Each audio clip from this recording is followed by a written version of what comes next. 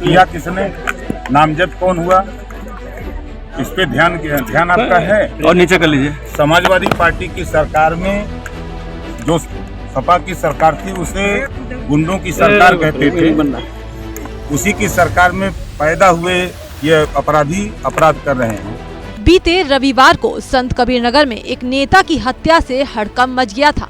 वो नेता थी सुभाषपा की महिला नेता नंदिनी राजभर, जिसके मुखिया हाल ही में मंत्री बने हैं। अपने नेता की हत्या की खबर सुनकर राजभर का पारा तो हाई हो गया। वो सीधा नेता के घर पहुंच गए और वहां जाने के बाद उन्होंने सरकार पर ही सारा गुस्सा उतार दिया। चौंकिए मत, योगी नहीं बल्कि पूर्व की सपा सरकार। जी हाँ, कैबिनेट मंत्री और सुभाषपा चीफ ओपी राजभर ने समाजवादी पार्टी को इसके लिए जिम्मेदार ठहराया। मीडिया के इस हत्याकांड पर सवाल पूछते ही वो सपा पर भड़क गए और कहने लगे समाजवादी पार्टी की सरकार में शह मिला और गुंडे पैदा हुए जो अपराध कर रहे हैं। किया किसने, नामजद कौन हुआ, इस पे ध्यान आपका है। और नीचे कर लीजिए। समाजवादी पार्टी की सरकार में जो सपा की सरकार थी उसे गुंडों की सरकार कहते थे, उसी की सरकार में पैदा हुए ये अपराधी अपराध कर रहे हैं।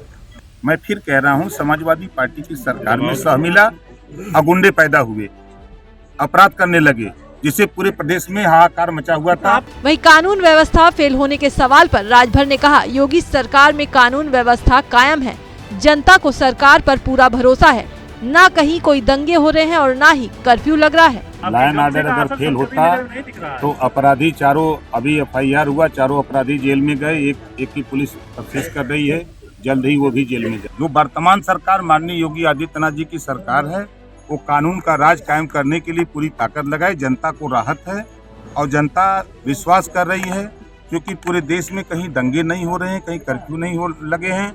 बता दें कि 10 मार्च को सुभाषपा महिला मोर्चा की प्रदेश महासचिव नंदिनी राजभर का शव उनके घर में खून से लथपथ हालत में मिला था। हत्या की जानकारी मिलते ही मंगलवार को पार्टी प्रमुख नंदिनी के घर पहुंच गए, जहां उन्होंने पीड़ित परिवार से मुलाकात कर 2 मिनट का मौन रखा। साथ ही पीड़ित परिवार को हर संभव मदद देने और मामले में सख्त कार्रवाई का आश्वासन दिया है।